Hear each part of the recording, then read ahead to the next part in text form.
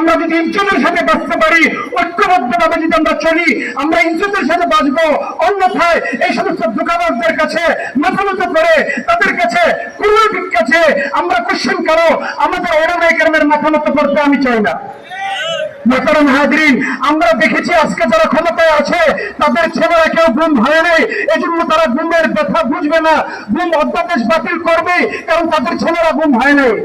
আমরা গুম হয়েছি, 3 মাস গুমে ছিলাম, জেলখানায় গিয়ে দেখেছি আমাদের জন্য ফোন করা নিষিদ্ধ ছিল, কিন্তু তারা রাতে 10টা 12টা পর্যন্ত নিজেরা ফোন নিয়ে আমাদের সামনে কথা বলেছে। রাতে 10টা পর্যন্ত তারা জেলারদের সাথে, জেল সুপারদের সাথে তারা র্যাকেট খেলাচ্ছে, তাদের পকেটে 500 টাকার বান্ডিল, সেগুলো নিয়ে তারা জেলারদেরকে, বিভিন্ন কারারক্ষীদেরকে দিয়ে তারা রাজার হালে জেল খেটেছে। এই জন্য তারা জেল এবং গুম কি জিনিস এটা তারা বুঝে না। তারা না বুঝার কারণে আজকে এখনো যে সমস্ত ওলামায়ে কেরাম জেলে আছে তাদের মুক্তির ব্যাপারে তাদের কোনো ফিকির নেই। মোহতারাম হাজরিন, আমি বলবো তাদের কাছে আবেদন আমরা জানাবো না, আমরা আমাদের আইনি প্রক্রিয়া আমরা সামনে অগ্রসর হব। সে আইনি প্রক্রিয়ার সামনে যাওয়ার জন্য, তাদের পরিবারগুলোকে সহযোগিতা করার জন্য আমাদের প্রত্যেক তৌহিদি জনতাকে আমরা আমাদের স্বার্থ অনুযায়ী যার যতটুকু সামর্থ্য আছে সেই সামর্থ্য অনুযায়ী আমরা অগ্রসর হই।